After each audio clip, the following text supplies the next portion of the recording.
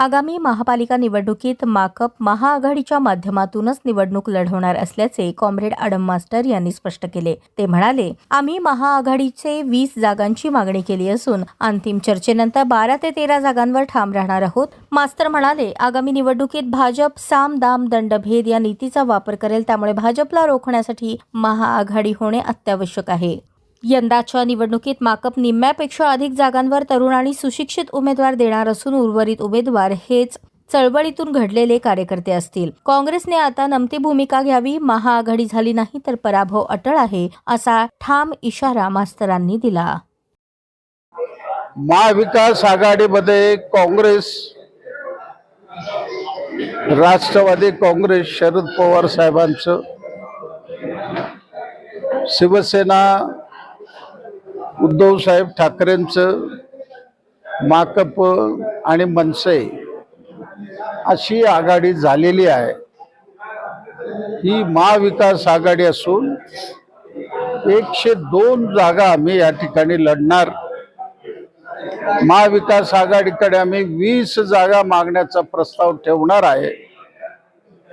आता आमचे निवडून येतील अशा पद्धतीच्या जागा आम्ही मागितलेल्या आहेत। 10-12 जागा मिळाला तरी हरकत नाही। आम्ही ही महाविकास आघाडी कायम ठेवू। अजून जागा वाटपाला सुरू झालेलं नाही। या आठवड्यामध्ये आचारसंहिता लागेल। आचारसंहिता लागल्यानंतर रोजच्या रोज बसून आम्ही जागा वाटपाचा फॉर्म्युला ठरवू आणि सगळ्यांच्या मनामधून आहे की महाविकास आघाडी व्हायला पाहिजे। त्यामुळे जागा वाटपाला आपल्याला कसली अडचण येणार नाही।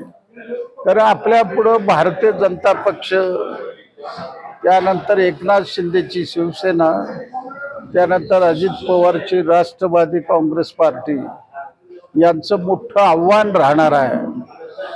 आणि ते आव्हान नुसतं ताकदीवर नाही, सगळ्या दृष्टीने ते तयार करून निवडणुकीच्या मैदानात उतरणार आहे।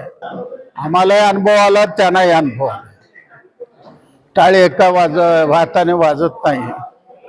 त्यांना दिसलं लोकसभेचा परिणाम आणि विधानसभेचा परिणाम, म्हणून लोकसभेचा परिणाम पाहिजे असेल तर महाविकास आघाडी कायम राहावर आहे।